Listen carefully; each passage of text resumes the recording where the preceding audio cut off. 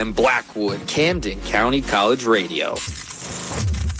Madness. Madness. Total madness. This is either madness or brilliance. Trying to make sense out of all the madness. It is now time for Midday Madness. But it's madness. WDBK's midday show where the madness is just beginning. And welcome to 91.5 WDBK for some Midday Madness, particularly Vinny's voice here for your 1 o'clock hour. Hope everyone is having an incredible Monday. Yes, it is November 3rd, 2025, folks. We are in the month of November already. I can't believe it. The month of the turkey, right? Thanksgiving will be here before we know it. Of course, Halloween. Yes, it just happened. Right? At least I think it did. Feels like a blur, but it did happen. And I hope everyone had an incredible Halloween. Hope you all got that candy. I got some candy. It's okay. I got some candy. I got a lot of Reese's, Hershey's, things like that. It's pretty nice. So enjoyed it greatly. I didn't, of course, I don't trick or treat, but I spent my Halloween calling a football game. So I'll take it. I'll take some Friday Night Lights Halloween football. I'll take some of that magic, right? But yes, we're here for Vinny's voice for Midday Madness for your sports talk. Again, before we get into the show, make sure to text into the show. Utilize the WDBK text line 856-345-9325. And once again, 856-345-9325. If you want to text on the show and be a part of the conversation at hand, do not hesitate. If you're indeed looking to text into the show, make sure to leave your name in the place that you are texting in from. That way, we can give our viewers some showing of your great opinions, right? Do not be afraid to do so. But starting off this Midday Madness show, I know the Eagles were just coming off of a bye week. And I understand that. But there were some key moves that happened, and particularly some moves to a specific part of the Eagles, which you already know is applying to the defense. Now, going into this, what were the key parts that the Eagles needed? Well, they were struggling on the edge position, and they were struggling in the secondary, particularly the cornerback room. Who did you have at cornerback? You had guys like Adoree Jackson, Keely Ringo. Adoree Jackson got hurt, so you were relying on Keely Ringo, who both those guys, Adoree Jackson and Keely Ringo, did not play great at all in the preseason. We're getting torched by not starters, but second and third stringers in the preseason. So it was already not a good look. You also had guys like Jacorian Bennett, but yes, he is still recovering from an injury, and things are looking better, and he's looking to be ready to go once again. So that was the only positive note that you really had in that certain situation for the Eagles. Okay, Jacorian Bennett's coming back. That's really it. But yet you were still struggling on your edge position. Yes, Brandon Graham was coming back, but he's a short-term fix. He's a veteran. You're lucky to even have him back. He was retired and came out of retirement for you. And again, kudos to Brandon Graham. He wants to help his team out. He saw this team was struggling, and he said, that's enough. I'm coming back. He was training all the beginning of the season for it. But again, Brandon Graham, he's older, and he's also had some injuries. Coming off some injuries from last year, specifically a torn tricep injury that he re-injured in last year's Super Bowl. So where do you go from here? Well, obviously, a lot of people were looking towards Howie Roseman to make some moves, and some people were disappointed that those moves did not happen last week because they wanted to give their guys enough time to get into the system. Think about it, 2 weeks, really. Not only do you have a bye week, but when you play in Week 10, you're playing on Monday Night Football. You're playing on the last slot in Week 10, the very end of the Week 10 week for the NFL. So people wanted moves to happen last week. But right now, Howie Roseman really seems to be the only GM doing anything in the NFL besides some little minimal trades that happen for other teams. But I've talked enough. Let's go into some of the maneuvers that have been made. Of course, the Eagles, their first move was trading for Michael Carter II, coming out of New York, and specifically the New York Jets. And it's exchanged. The Jets got John Mechie, the third from the Birds, wide receiver John Mechie. So this after this move happens, I was looking at it and I was saying, yeah, okay. at least something happened. But still, I mean, this move wasn't the biggest thing in the world. I mean, Michael Carter was the second, not necessarily a starter. I mean, he's something, but nothing that you're jumping out of. Another addition for your second string, basically. So we were still sitting in that area of, okay, that's a trade. What they do, it happened. All right, move on.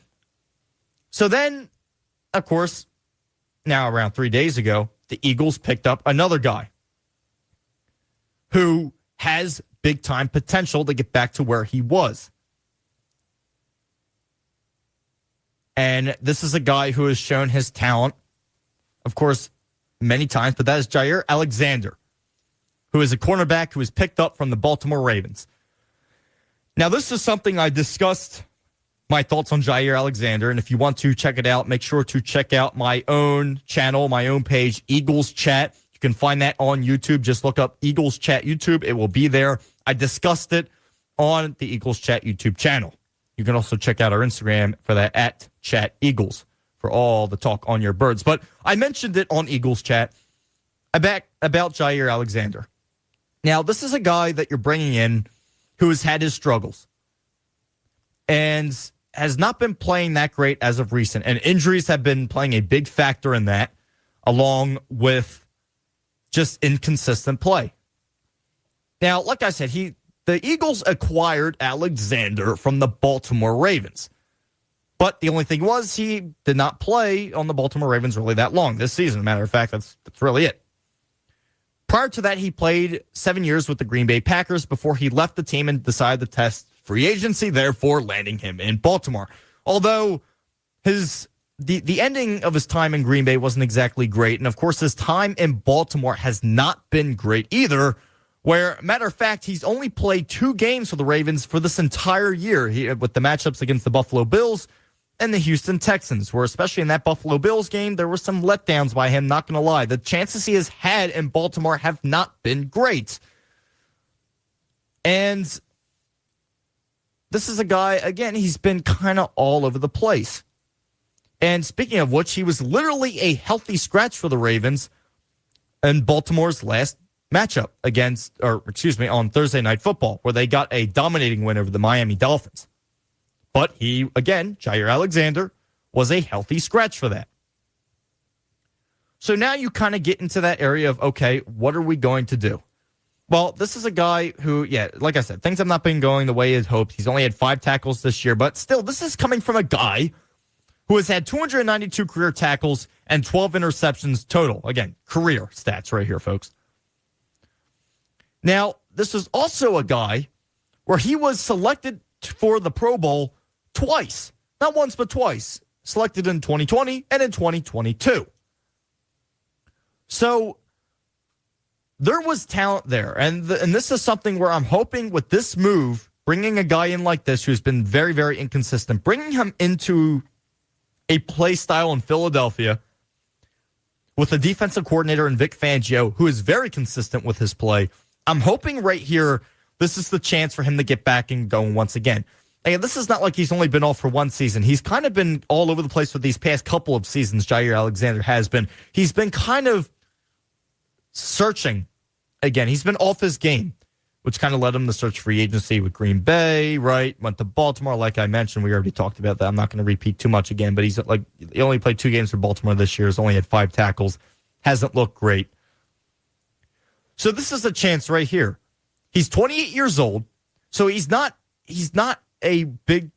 real old just yet. He is classified as a veteran, but he's not at that point where I would say he's totally old just yet. So that's where we stand. And with Jair Alexander, again, the consistency that the Eagles defense puts forward, of course, that bends but don't break type of mentality. We know that Vic Fangio has, right? We've seen it. We understand it. We've seen it in many of the games this year where the Eagles bend but they don't break.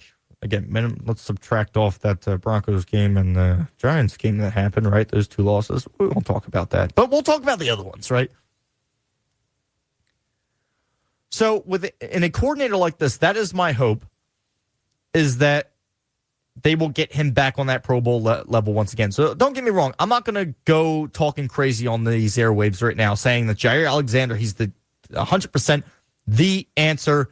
This is going to be the guy that is going to solve all the issues for the Eagles and the cornerback position specifically. Right. We already know, right? Secondary. Okay.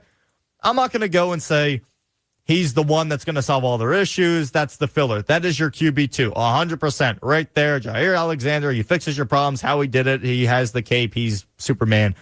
I'm not going to go off on a limb and saying that yet. Now, for the next game the Eagles play on Monday Night Football at Lambeau Field in Green Bay, he may be ready to go. It's looking like there's a possibility that Alexander will be ready to go by that time. I don't know just quite yet. Again, not confirmed. I'm not going to be going out on a limb here saying that is confirmed just yet. I'm waiting for further reports to come in. Of course, he hasn't been with the Birds that long, so we're still giving it some time, right? But still, interesting to see if the Eagles can get him back on track once again. This guy has the talent there, or you can say had the talent there. We got to dig it right back up again, and hopefully the Birds will be able to find it in him, as I should say, once again.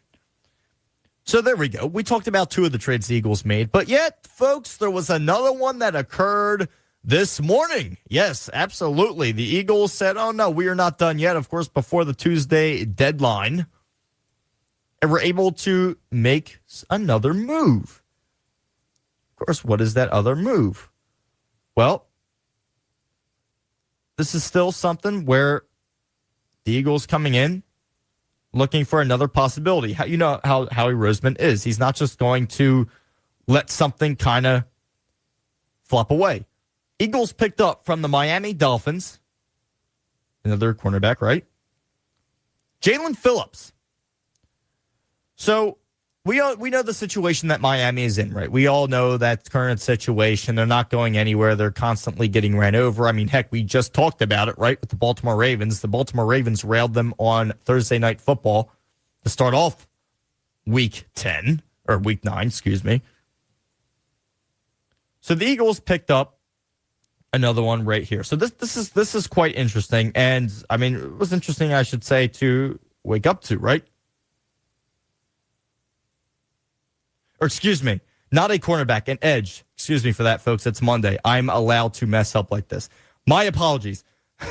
Jalen Phillips, an edge out of Miami. Man, folks, those Monday feelings are kicking in. It's afternoon time. I should be done with that type of stuff by now. But yes, an edge from the Miami Dolphins. Yes, Jalen Phillips. Now, was traded to the Eagles for a 2026 third-round pick. So here goes Howie Roseman again, using kind of those low picks once again.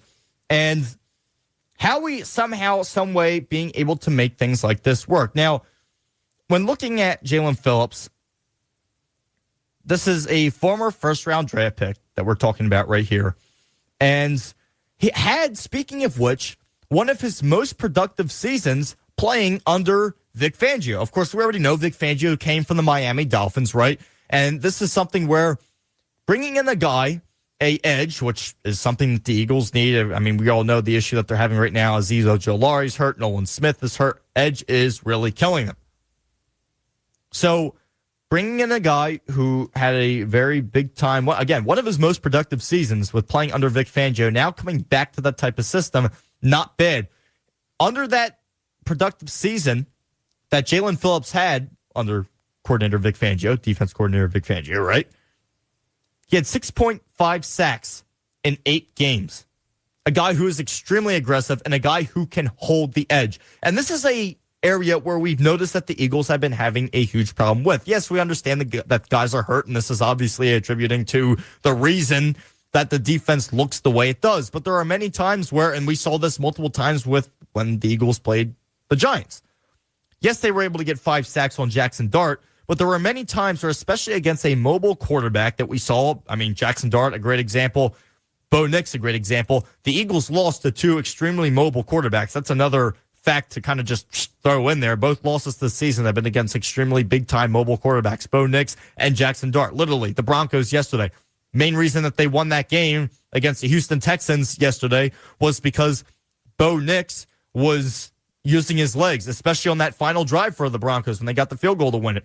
Bo Nix, not by his arm, but by his legs, was able to get him down the field. So now I can kind of go after Jarrett George, who's another host here, famous host here at 91.5 who likes the Broncos, who was always going after my quarterback, Jalen Hurts, and saying that he was a running back. Well, yeah, Bo Nix was the main. I mean, I'll give it to him. Bo Nix was the reason that the Broncos were able to get down there for that score for sure. He used his legs. So maybe I can use the joke on Jarrett now saying, oh, yeah, you're running back Bo Nix, right? Maybe that's something to think about in the future. Maybe I can use that. I don't know. He could be listening right now. So if I see a text come through, who knows what will be on the other end of that text. But yes, still, Eagles lost to 2 mobile quarterbacks. And a lot of that came from and attributed to, of course, the Eagles not holding the edge properly. And there were many issues with that. Defensive line wasn't getting pressure. The spies that they had on Jackson Dart and Cam Scatteraboo were not doing their job. So there were a lot of kind of contributions on why the Eagles had a flop of a first game against the Giants this year. But that goes into it, the edge. Many times you had your edge rushers cutting too far in, not holding that edge. Next thing you know, you have pretty much a lateral that is there freely. Or you have a screenplay, which is there freely because the guys are not holding their edge. They're not containing that pocket, and they're not making sure that that pocket collapses. And that has been the issue that we have seen kind of all year from the Eagles. That ability to hold the pocket kind of was not there. And we already know the defensive line, I mean, it's struggled big time. I mean, you lost guys like Josh Sweat. Again, his performance kind of declined a little bit, but still, from what the Eagles have now, Josh Sweat, a heck of a lot better, for sure. So that's kind of that area once again. Now, to go back to this trade with Jalen Phillips, right? Eagles acquiring Jalen Phillips. Howie Roseman, again, I want to talk about his ability to kind of finagle these trades. He used one of the Eagles 2 round number 3 picks in the 2026 NFL draft. 2 round 3 picks in the 2026 NFL draft to acquire Phillips, right? So right now, in this situation, he's kind of toying with Miami. I mean, right now with Miami, they're trying to pick up anything that they can. They are in a rebuild at this time. They have hit bottom. There's nowhere else there's nowhere else to look but up. And some people arguing that they haven't hit the bottom yet. Well, yes, we all know the New York Jets are still below them, but the New York Jets know the bottom better than anyone else. They never leave the bottom, so they check out, right? But still, with the Miami Dolphins, he kind of caught them in a vulnerable situation. They're done, and they're looking to try to pick up anything that they can possibly do that could help them in the future. Therefore, he gave them 2 round 3 picks. Now, Phillips has played in all 9 of Miami's games this season. As I was mentioning before with Jair Alexander, who came in from Baltimore, he only played 2 games with Baltimore. Well, Phillips, here coming in from Miami, has played all 9 games for them. So this is kind of still something that is kind of in the developing stages. And this kind of goes where he also used, when you look at the end of the day, how he received when Howie Roseman made this deal, of course, right, with the 2 round 3 picks in the 2026 NFL draft that he gave up to acquire Phillips. They received the additional 2026 third-round pick from the New York Jets as part of that Haason Reddick trade in 2024, and that deal proved to be an absolute disaster for the Jets. Remember with the whole thing that went on with Haason Reddick, he was refusing to play and things like that. So Howie's ability to kind of use these picks in a big-time way and gain these, and that's kind of why he gave up.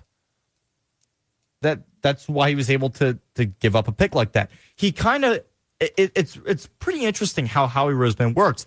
He's able to kind of receive these picks down the line. You know, he gives away players that he knows that are kind of going down. I don't want to hit too much on Haason Reddick because Haason Reddick was a guy that, I mean, there was potential there, but the Eagles were not going to re-sign Reddick for the amount of money that he wanted because he was getting older. And this is something where the Eagles in prior years going back some ways, would always kind of fall for that type of situation, re-signing guys who, are just basically, they're getting up there in age, putting too much hope and too much prayer into older guys and signing them for contracts that can bite you in the rear end at the end. Howie Roseman now, especially, and I'm not just going to say now, through these past years, has been able to kind of finagle these deals where he gets these little third round picks or whatnot from a draft way in the future, right? Of course, at the time when this happened, it was 2024 when this trade all happened, right, with the Jets, right? Or letting him go, I should say, to the Jets. But they received that additional 2026 third round pick from the Jets, right? And that was a part which was what he gave up. So Howie Roseman's ability to kind of find these little third round pickups, fourth round pickups, and then use them down the line to pick up something to help patch up your defense that I'm going to admit that Howie Roseman, of course, made a mistake on. And this is something I always go back to saying, and some of you listeners that listen to me a lot are probably sick of me saying this, and probably, you've heard it so many times at this point, but getting rid of Isaiah Rodgers, and I'll never stop saying it, was probably one of the worst maneuvers that you could do. By the way, Isaiah Rodgers is having a great season of his own, to where he is now. Not going to hit on that in Minnesota. He's having not a bad season at all. Pretty sure he returned a blocked field goal this week for Minnesota, which helped lead them to a victory over Detroit. Isaiah Rodgers, I'm pretty sure, was the one that he didn't block it, but he came up with the ball and ran it the other direction. So Isaiah Rodgers has been having a great season overall, even in terms of defensive back talk. He's been doing pretty good. I'm not saying Isaiah Rodgers was the best thing ever in the world, but he was something better than what they have right now and was definitely a big contributor with the Birds in this past season and in prior seasons. So is Howie Roseman perfect? Not necessarily. That was a mistake. Isaiah Rodgers, it wasn't like he was looking to sign back with the Eagles for billions, millions, whatever you want to call it, some stupid, insane contract. He wasn't looking to do that. So that was a deal that definitely could have been done, and it didn't happen. So right there, again, something could have happened behind the scenes. There could be something that they haven't released. Who knows what goes on behind the scenes? At times they don't release everything and the reasons that things have happened or whatnot. We all know what can end up, what business talk, as I like to describe it. Business talk, right? But he made up for this. He's able to get guys to help patch the areas in need. And we all know the Eagles really took a big hit from last year. So, in the defensive area. So these are moves where getting Phillips, a guy like Phillips, back under the wing of Vic Fangio once again, getting another guy in Jair Alexander who has not been playing at the level that he used to play at, but bringing him into a consistent defense that can hopefully get him back to that level once again. These pickups right here, to some people, they may not seem big. To other people, they may seem incredibly big. For me, my concluding reaction to this is these are moves that had to be made and moves that had to be done. You didn't go out and get a bunch of old guys. You went out and got guys that there's still a chance for them to really show themselves. Phillips, in my opinion, you saved him from a franchise going on the water. And with Jair Alexander, you have a guy that there's something there, and there was something there. But you have to make sure that was turns into an is, and you have to make sure that you can get that back with him again. Working with a team like this, again, with the consistency the Eagles have in their defensive play, hopefully, and again, I use hopefully in a big way because I'm not confirming anything, but hopefully you can get this guy playing back to a Pro Bowl level once again. He has shown what he is about. Didn't have much chance in Baltimore. Again, healthy scratches didn't help, right? And then again, in general, Baltimore has been struggling this year. They're getting wins once again, but the start of the season has not gone the way that they have hoped in a big-time way. We already know that, right? They were able to pick up a win over the Miami Dolphins, right, in a big way, which, yes, we were saying Alexander was scratched for, but still has not been great for the Baltimore Ravens this year. We all know that. But they still have a chance to win the division. So they're not out of it. They're not crying too much, right? They're not crying too much. But it hasn't gone the way that they had hoped.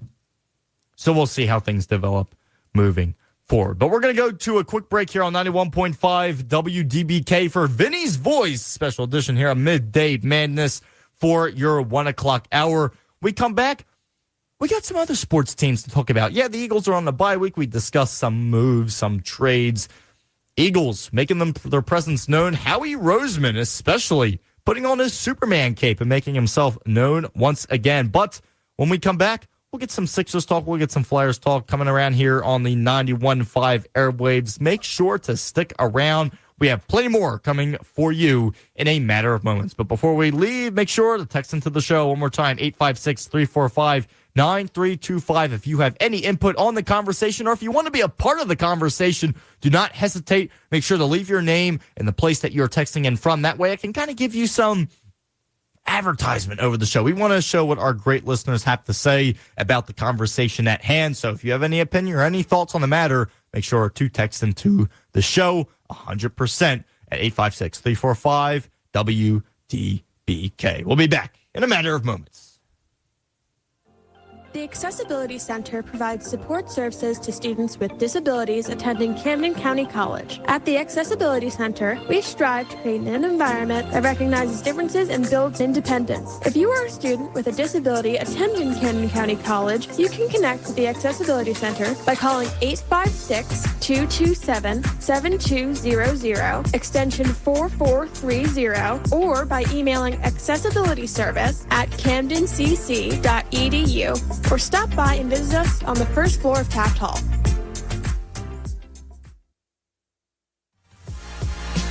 .5 WDBK-FM has its text line back. You can text in to our student shows at 856-345-WDBK or being 856-345-9325. Join our conversation, and if you have a request, let us know. That's once again 856-345-9325.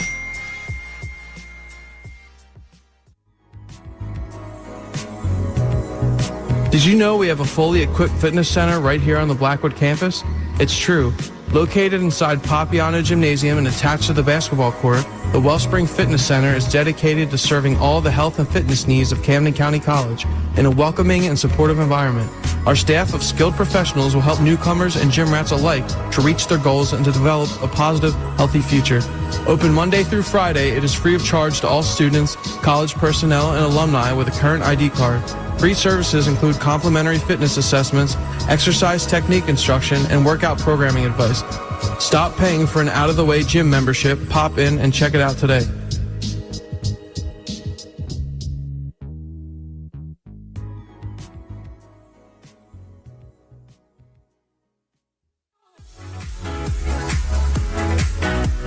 The Camden County College women's basketball program is holding its 2025 fundraiser to support team operations. Funds raised will help cover expenses such as team shoes, travel bags, warm-ups, and travel costs for the season. The program is dedicated to providing student athletes with opportunities for growth both on and off the court through teamwork, discipline, and education. For more information, visit the athletic webpage.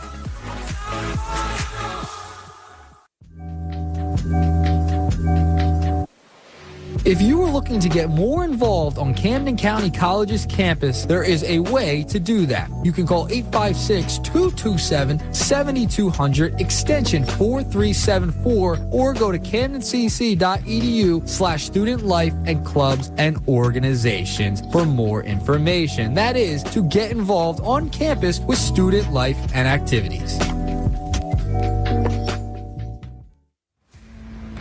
Are you a justice-impacted scholar? Well, we're here to help here at Camden County College. Empower your future and unlock your potential with academic support and scholarships, transportation assistance and referrals, essential goods and resources to aid your well-being, student life programs to enrich your college experience as well. To learn more about justice-impacted scholars, contact Irvin Sweeney at the Camden City campus, who is the Director of Campus Operations and Retention at 856-227-7200, extension 1279. And on the Blackwood campus with Senior Option Program Manager Mark Taylor. You can contact him at 856-227-7200, extension 4437. Let us know what we can do to help. And welcome back to 91.5 WDBK for some Midday Madness, specifically Vinny's voice here for your 1 o'clock hour on Monday, November 3rd. Can't believe it. Can't believe it. I'm saying November already. It's crazy, but December will be here before you know it, but it's okay. They kind of make things go faster than you know it because half the commercials that you see now when you're watching a football game or a basketball game, whatever, are Christmas commercials. So yes. That's kind of something interesting right there. I definitely have to say. But yes. So moving on, right, we talked about the Eagles' moves that they've made so far, the trades that have came up, and how Howie has begun his cooking process. As I like to describe it, that is, right? But yes. Great moves from Howie as of so far. I mean, again, the moves that needed to happen are happening. Howie Roseman's taking advantage of what he is seeing out there in the market before the deadline happens on Tuesday. And he's picking up guys who are not over the limit in terms of age and guys that he either sees talent there or he sees the possibility of, again, guys like Jair Alexander, who has shown the talent, but these past seasons, it's been kind of fading. And with Baltimore, of course, we already talked about, kind of not really there, didn't get many chances. Again, Baltimore's been a struggling organization so far this year, but have been looking to possibly make a comeback. And that comeback with the big-time win they had over Miami on Thursday night definitely gives some positive vibes. Again, Miami's Miami, so, I mean, you better win against them, right? But moving forward, make sure to text into the show, WDBK text line 856-345-9325 if you want to be a part of the conversation. And the conversation at hand now moves from football.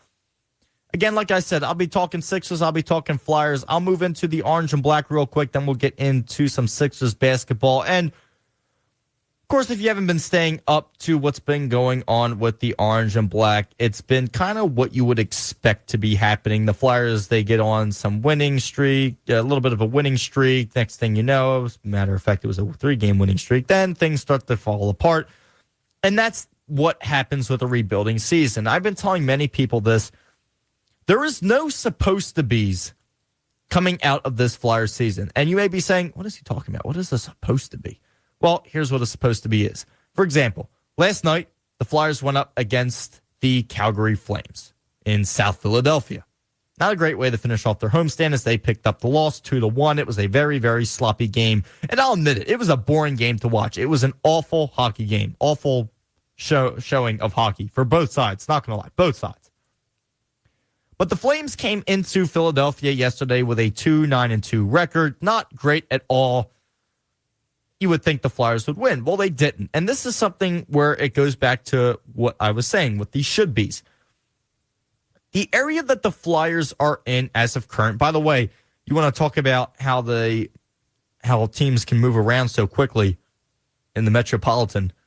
The Flyers won last night's game. They would have been in third place. Since they lost last night's game, they're in 8th place, which is the last place in the Metropolitan Division. So just like to throw that out there, by the way, which shows how close the Metro is. But back to my point with the no should-be's, right? The Flyers are a rebuilding team. Therefore, going into any game, there should not be that mentality of, especially even fans thinking, oh, the Flyers should win this game. They should win it. I understand that they're developing the talent that they have. I get that. I understand that they're bringing in guys you have guys in there like Trevor Zegras now. Jamie Drysdale's been your best defenseman so far this year with his ability to maneuver in the offensive zone with the Mohawk turns that he does. Of course, if you don't know what that is, it's basically when you put both of your heels back to back and kind of do a little dipsy doodle move is the way I like to call it. But they have talent. I'm not saying it's how it was 4 years ago, where you looked at the team and you were just like, yeah, they're not going anywhere.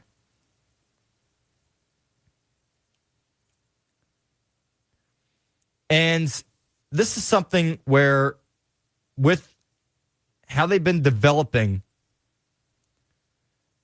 don't get me wrong, the talent is there. The talent is there. But still, you're not at that point where you can say comfortably, yes, the Flyers should go in and win these games. This showing of what we've seen is exactly what a rebuild team is. Next thing you know, you see a few games back to back to back. They look incredible. Not only are they getting wins, but they get big time wins, right? They get wins in a great way. So yes, that's a key factor. But overall, what we saw last night was just, again, that sloppy play and the Flyers' ability to not finish off plays. Now, this is something that even Rick Tocchet is aware of and something that he talked about in the press conference, the post-game press conference. And overall, you want to talk about finishing. There were many times where the Flyers had the Flames trapped in their very own zone. Don't get me wrong. They were trapped. And they were doing the technique of basically squeezing the Flames, where the Flames were boxing out the slot. And if you don't know what that means, it's basically in a box formation where you're protecting, you're all in front of your goalie, right? You have two guys on either side, and that creates a four-person box. Defending your slot, defending your crease, your goal, right? So the Flyers were basically in attack mode, and they were squeezing the Flames. They were surrounding them. They were getting in tighter and tighter and tighter and tighter. And you would think in that situation they would be able to score, unless I would say not. Their ability to finish plays are still an ongoing issue. And this is something that we've seen through these past kind of 4 seasons, right? Kind of been that theme where the Flyers, they get a good rush. It's something where everything but the finish, as I like to call it. Everything's great. The puck movement, the skating, the ability to set up. They're in their positions, which that was a problem in previous years, their ability to stay in their position. But again, like a game like yesterday, that's what was happening. They were in their positions, and overall, the setup in the offensive zone has improved. I'm not going to lie. There have been some great improvements this year. But again, that ability to finish. Going back to that point when I was saying they were kind of squeezing Calgary in their own zone, well, they were, but couldn't get it in the back of the net. You had guys shooting like crazy, rebound after rebound after rebound. Again, it wasn't like there wasn't any rebounds in that game yesterday. There absolutely was. Rebounds were there. They were presenting themselves. Dustin Wolf, who was the goaltender for the Calgary Flames yesterday, was giving up rebounds. He indeed was. But yet, the Flyers couldn't pick it up. They would shoot it. It would hit anything but the net. They would hit their own guy. They would hit the opposing team's defender in the back. They would hit the goalie. Even though the goalie was down and out on the ground, they would still find a way to hit the goalie. I mean, it was kind of unbelievable. And that's the whole finishing factor. And another thing is not having guys stationary in front of the net. And this is kind of what Rick Tocchet went into in his post-game press conference on his guys' ability to not stay in front of the net. Here's a quote from Rick Tocchet in his post-game press conference. He said, "We have a good record going into 2 games ago." Of course, coming off that 3-game win streak. But then proceeds to say, but the will wasn't there at the last few games. We just haven't had the will. A microsome of, at the end, basically saying that the fight just wasn't there. And the overall top-tier decision-making wasn't there, is basically where he was kind of going for that. But he then proceeded to say, we have a guy in the slot and 2 guys go to the side of the net. You know the goalie makes the save, but nobody's in front of the net. We haven't had a practice the last couple of days. I think we're going to have to do a lot of net front drills, like almost constantly. We're going to have to get it ingrained in these guys. End quote. So Rick Tocchet there, I mean, here's the thing with those post-game press conferences. They're not just crap, right? Some coaches, they go and you go in the post-game press conferences, it's kind of like you don't gain any other information out of these post-game press conferences. Rick Tocchet knows the issue at hand, and he sees it. And this is something where the Flyers could really use a guy like I'll say it right off right off the wall here. with utilizing guys like back when they had Wayne Simmons, when they had James Van Riemsdyk, JVR. I mean, this is something where those guys, Wayne Simmons and JVR, were not the fastest guys in the world. By any means, they were not the fastest guys in the world. I will definitely say that, full honesty. But they knew how to work the puck in front of the net. And they would stand in front of the net. And they would stand directly. They would screen the goaltender. Wayne Simmons was great at doing that. He would always screen the goaltender and would do these high jumps every time a shot was, that way it would miss him and hit the goalie, right? Possibly get a rebound. But Simmons was great with that stuff. The Wayne train, in other words, right? But he was great at accomplishing that and having a great net fronts presence. These guys, I don't know necessarily what it is, and it's not just this year. It is something that has happened in prior years with the Flyers, where many times they would get set up in the offensive zone, whether it be on the power play or they would, it doesn't matter. The opposing team would be shorthanded.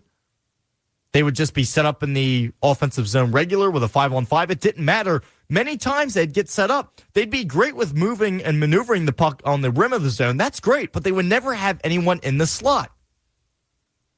And this is kind of that same issue that we're seeing once again. The Flyers, don't get me wrong, they have improved their overall offensive ability in the offensive zone this year. Their power play finally moved out of the bottom 20. It was listed at 19 yesterday during the game. 19th place in the NHL, which has been a first for a long time. If you don't know that, that's been a first for a while. Flyers power play hasn't gotten out of the bottom 20 in a long time, folks. Long time. And I mean like these past few years in terms of long time. Literally, past 4 years. Maybe even longer, 5 years. And I don't want to dog on too much because the zone entries have overall improved. And their ability to move the puck around the offensive zone has improved. But this is something where you can have the greatest puck movement in the world. You can play around the outer portions of the zone as much as you want. This is something my coach even ingrained in my head, especially on the defensive side of things, where you're taught as a defenseman, especially on a penalty kill, you can let the opposing team play on the outer rims of the zone all they want. Who cares what they do out there? But it's when they come in that slot, they come in the inner portions of the zone, that's when you give them hell. That's when you're lifting your stick. You're basically doing, you're hitting them. You're being their worst nightmare. Basically making them remember your face every time they play your team. You're that annoying that you want to make their life hell, in other words. And that goes back to that factor of, and that's what these opposing teams are starting to see. And of course, with Calgary, specifically in yesterday's game, who has a very, very aggressive penalty kill, they were getting to the Flyers in terms of their ability to set up in the offensive zone. And the Flyers still did that. They still managed to pull it off, but it was just a lot more of a sloppy type of play in Calgary, where things came back that I didn't like from previous years, were the old-fashioned dump and chase. Many times yesterday we saw that when the Flyers had their empty net, when they had their extra man on, right? They took the goalie out. Of course, when they take the goalie out, those of you who don't know, right? Extra man comes on, and that's kind of your emergency mode, your attack mode. You're trying to tie things up. And the Flyers were in that situation. It seems like the zone entry concept kind of went out the window, and they were going back to their regular dump and chase type of method, which I don't like. And knowing the Flyers, and if you don't know the Flyers, they're not exactly great with the board battles. So that is a problem that has kind of came up again and again, was the Flyers' ability to win these board battles. But not only that, but you're doing dump and chase. And the problem with dump and chase, especially in a clutch situation, not only do you have to dump it and obviously chase it and beat the opposing team to it, but you have to go through a board battle, which can be tiring.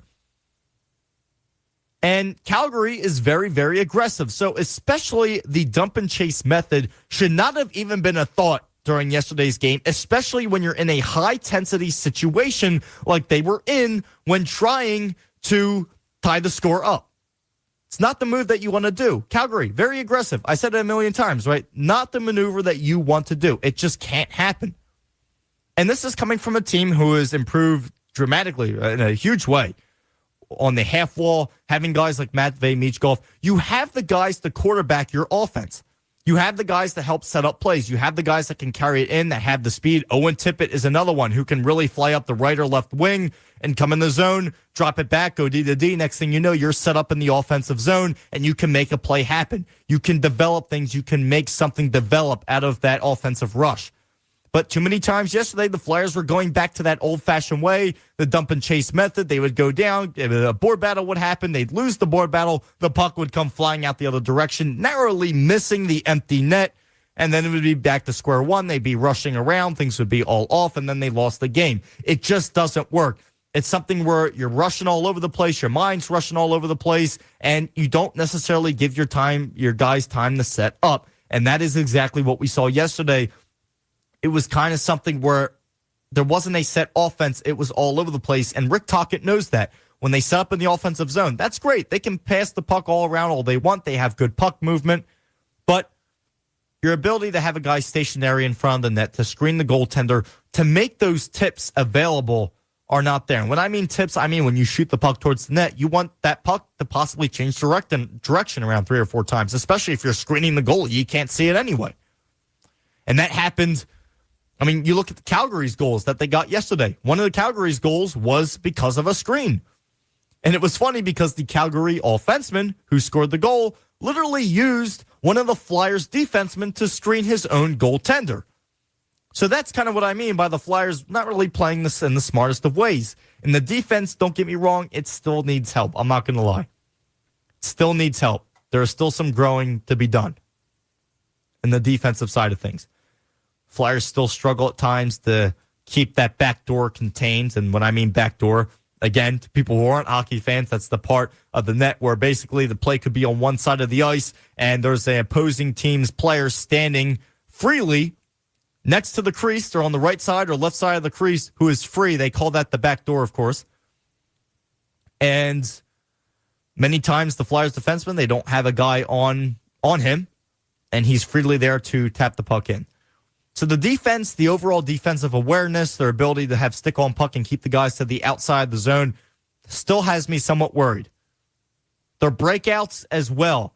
That's something that I feel like a lot of times when the Flyers, when they really start getting sloppy, their breakouts, instead of being tape-to-tape passes where they have good puck movement throughout the, breaking out of the defensive zone through the neutral zone and entering into the offensive zone, I feel like when they start getting real sloppy, next thing you know, not only do they fall apart altogether, but their breakouts go from doing tape-to-tape passes, going either D to D, and then working your way along the half wall. They go from that to kind of just throwing the puck up the middle of the ice into the neutral zone and hoping that one of your players are there to fight for it, and hopefully he comes down with it and the Flyers have a zone entry into the offensive zone. So it kind of starts developing into this very, very wild, strange play of hockey where there's no set play. It's kind of just throw it up there, hope for the best, and beat the hell out of the other team and hope you get the puck. It's like it's all over the place, folks. It really is. Conclusion, it's all over the place. It's not necessarily the most organized thing in the world. But under Rick Tocchet, he's explained clearly. He knows the issue that is happening. I mean, I've seen the issue multiple times. I know other fans have been talking about it. This team is rebuilding. This is not the time to panic. They're rebuilding. They're learning still. And even Coach Tocchet has said that as well. We understand our guys are learning, and we got a long way to go. This practice, what did he say? We're going to focus on net front drills. Tocchet is picking off the problems at hand and going and deciding, hey, that's going to be the main part of our next practice. He has it down to a direct science, and I'm glad to see that. He knows the problems. He is saying the problems, and he's looking to focus specifically and fix those problems. And I'm sure as other problems come up during the year, it'll be the same type of conclusion. He'll say to the press, this has been our issue. We didn't do this, and this good. Our overall ability to organize, our rushes weren't there. So what are we going to focus on? Who knows? He could say a post-game press conference coming up that next thing we focus on is our breakouts. You don't know. But I like what I'm seeing from Rick Tocchet. He has it all organized down to a good, big-time, sharp point, and I'm very happy to see a coach like that in Philly who is very honest and is ready to go to get that Broad Street bully mentality back. They're a lot more physical than they were. They stand up for each other now, and that fight is definitely back in South Philadelphia. These past 2 games, not great. But overall, that fight, seeing that back in Philly where this team was just a pushover for the past 5 years, it's definitely great to see that mentality back. And Rick Tocchet, great to see him behind the bench and back in Philly once again where he belongs. Note that. But we're going to go to a quick break. We'll be back in a matter of moments with some Sixers talk. We're getting to some basketball as the Sixers, right? They're still playing at a pretty high level. Hopefully they can continue to do so. We'll have it all here coming up next live on 91.5 for your 1 o'clock hour for Vinny's Voice. Back in a matter of moments. Hello, my name is Steven. And my name is Colleen. And we are dental hygiene students at Camden County College on the Blackwood campus. Did you know that we actually have a dental hygiene clinic on campus? We sure do. Our clinic hours are Mondays and Wednesdays, 9 a.m. to 12 noon and 1 p.m. to 4 p.m., as well as Tuesdays, 12:30 p.m. to 3:30 p.m., Thursdays, 8:30 a.m. to 11:30 a.m., and 12:30 to 3:30 p.m. At our clinic, we offer preventative services such as cleanings, sealants, and different programs such as nutritional counseling, plaque control, and tobacco cessation. We are located on the Blackwood campus in the Halpern Science Building on the first floor. Our phone number is 856-374-4930. Please call or stop by to make your smile brighter.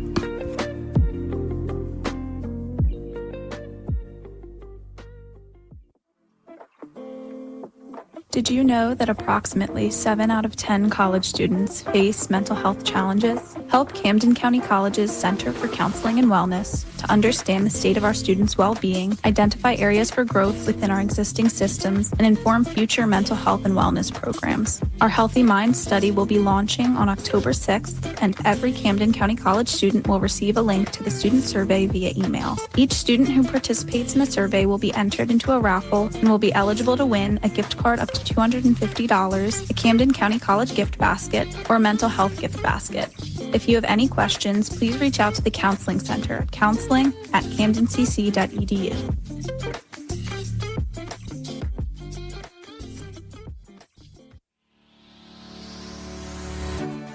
Did you know that Camden County College has a volleyball club? Well, if not, you are in for a treat. This gives students the opportunity to build strength, improve cardiovascular health, burn calories, enhance hand-eye coordination, increase flexibility, and social interactions as well, all while having a blast. The volleyball club runs Mondays and Wednesdays from 2 p.m. to 3 p.m. through Monday, December 1st, and is located in the Papiano Gymnasium. Membership applications and physical forms are required, and you can contact the club advisor, Drew Jones-Edwards, for more information at djonesedwards@camdencc.edu, or you can come in person to the office at Papiano Gymnasium Suite 100D. And remember, if you want to get in a workout while having a blast, well, remember, the volleyball club is here for you. And welcome back to 91.5 WDBK for the final segment of Vinny's Voice here for your 1 o'clock hour on Monday, November 3rd, folks. And before we get out of here for my man Trey to be on next for the 2 o'clock hour, we'll go over a little bit of some Sixers talk, right? Sixers were able to get the W last night over the Brooklyn Nets. They better have gotten the W over the Brooklyn Nets, as the Nets now, I should say, I'm not going to say they improved to 0-6. They downgrade even more to 0-6. Brooklyn Nets, 0-6, right? Sixers got the big-time win. It was a comfortable win, 129-105. 76ers, 5-1. Overall, had great performances from guys like Kelly Oubre Jr. and as well. We got to see some guys showing up as well, like Grimes, who's another one who I've been wanting to see more out of, and he was able to get 22 points, of course, mentioning beforehand with Kelly Oubre, who got 29 points. Was able to pick up some around 3 rebounds as well. So these are guys that showed up in a big-time way, and I'm great to see, especially Oubre overall. Really a game for the Sixers, and great to see them developing in a big-time way. And this is something where overall, and I've said this throughout this past offseason and at the end of last year, biggest concern with the Sixers is only seeing performances out of specific guys. We didn't see that. We haven't been seeing that, I should say. You've been seeing performances from all around the Sixers lineup, and this is something that has contributed to why the Sixers are doing as well as they are to start off the season. Hopefully it continues, obviously. I don't want to get too ahead of myself. I know what the Sixers have done in the past, folks. with some crazy fall-offs. So I'm not going to get too ahead of myself. But overall, great to see the Sixers developing. We saw, of course, Tyrese Maxey was also all over the place last night as well. VJ Edgecombe didn't get a huge amount of points, but still made his presence known, as I like to say. 16 overall. From the three-point line, he was 2 out of 6. So that's something that with Edgecombe, and we saw it even in his big-time game where he got over 30 points in the season opener this year. Those three-point type of shots from Edgecombe were still a little bit of something where hopefully that can develop through down the line. But for sure, the Sixers have a future star in Edgecombe, have a great leader in Maxey, and hopefully we get to see possibly some more out of Embiid this year. I don't know. I don't want to go over the mark on that one too much. Of course, Embiid was nowhere to be seen yesterday, as we all know, with that situation. But yes, folks, Sixers were still able to pick up the W. It was great to see. So at least one Philly team was able to get the win yesterday, and hopefully the Sixers continue to do so. With the Sixers' next game being tomorrow, 8 o'clock against the Chicago Bulls, we'll see what the Sixers are able to do, as the Bulls have the same exact record as the Sixers. They've been starting off hot as well, so we'll see what they're able to develop. That game will be in Chicago, so we'll see. Hopefully the Sixers can continue their winning ways and bring it into Chicago. Let's get some W's in Chicago. The Bulls are coming off a loss to the New York Knicks. So we'll see. We'll see what happens. They just came off back-to-back games playing against the New York Knicks, and they had one apiece. The Bulls won one, the Knicks won one. So we'll see what happens. We'll see the guys with the red, white, and blue get the job done in Chicago. But that's all for me for Vinny's Voice, special edition of Midday Madness here live on 91.5. Hope you have a great rest of your week. Hope you are having a great Monday. And as I always say, if you weren't having a great Monday, hopefully I was able to make a great positive impact on that Monday. So hopefully now, if you weren't having a great one, you're having a great one as we speak. That's all for me. Have a good one, folks. And as always, God bless. Here at Camden County College, mental health is one of our top priorities. Students face many challenges in pursuit of their academic and professional goals. If this sounds like something that you have felt or gone through before and are looking for that helping hand with support in dealing with stress, feeling overwhelmed, a